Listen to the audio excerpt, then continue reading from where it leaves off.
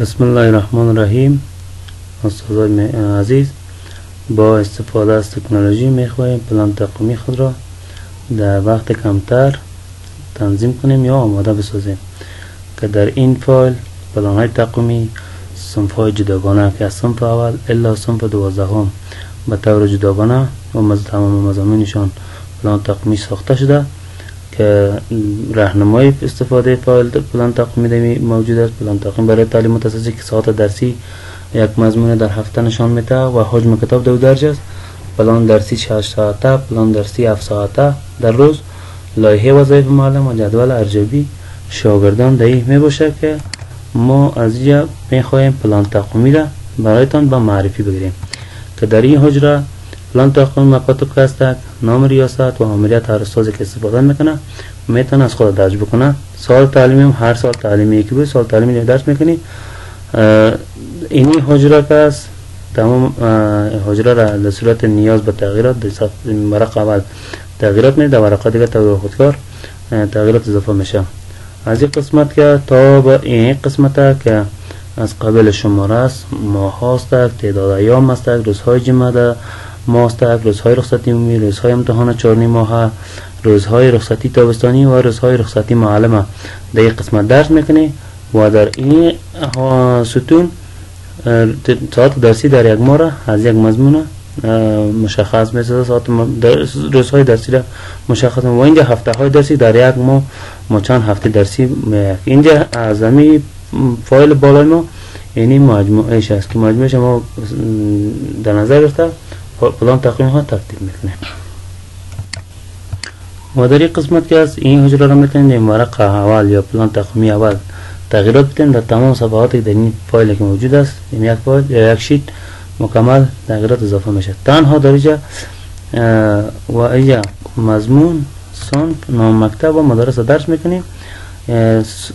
مکتب و مدرس در تمام صفحات خودکار اضافه میشه و تنها مضمون است و صنف است.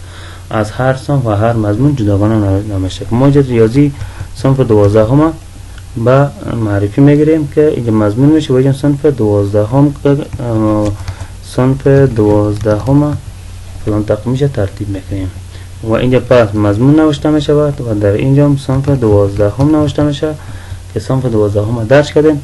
حجم کتاب صنف ریاضی صنف 12 282 صفحه است و ساعت درسی در یک هفته 6 ساعت است که در اینجا میبینید فعلا چیز نوشته نیست. وقتی ما 6 ساعت درسی را که ریاضی در یک هفته 6 ساعت درس داده میشه یعنی درس میکنیم پلان تقویمیش طور اتومات آماده میشه. ببینید که در این قسمت یعنی این قسمتی که ما سعی میکنیم پلان تقویمیش از ماه حمل الا ماه عقرب ترتیب شده است که حجم درس در یک روز، در یک هفته، در یک ماه مشخص. و در این قسمت این حجره که است در حجره ساعت درسی معلومه در طول سال نشون میده. یعنی هم حجم درس در یک ماه گفته بودیم اینجا مجموعش نشون میده و این حجم درس کتابی که ما صفحه اول تا آخر تنظیم کردیم.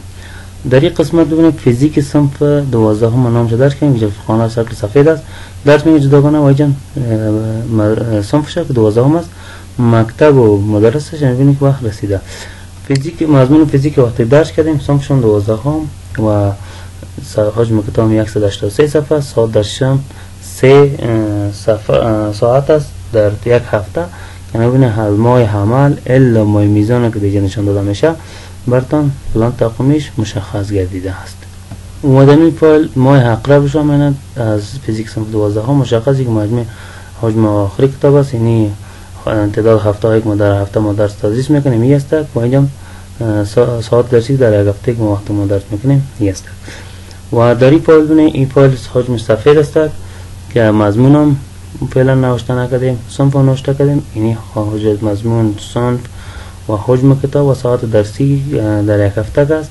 اینجا فعلا مضمون رو نرساندیم بنابراین خالی است. مطابق بین خانه های خالی خودتون درس میکنید. هر مضمون رو خواسته این پلان تقویمی طور خودش آماده می شود. و در این قسمت هم بس با شکل چوکات در بالا تصویر موجود است، شکل شماره گذاری شده و اینجا معلوماتی است که اگر در ویدیو ندیده میتونید. و در صورتی که چیزی ضرورت میشه میتونه از این لینک ها از گروپ های مختلف استفاده کنه پیام تو در گروپ مختلف اضافه کنه و در صورت مشکل با پیامتون جواب داشته که در قسمت پلان تقویمی که چیز مشکل موجود بیست که تا مشکلش حل شود.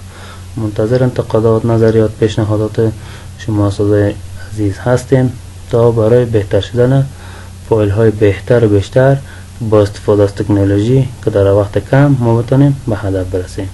اوقات خوب و خوش. خداحافظ.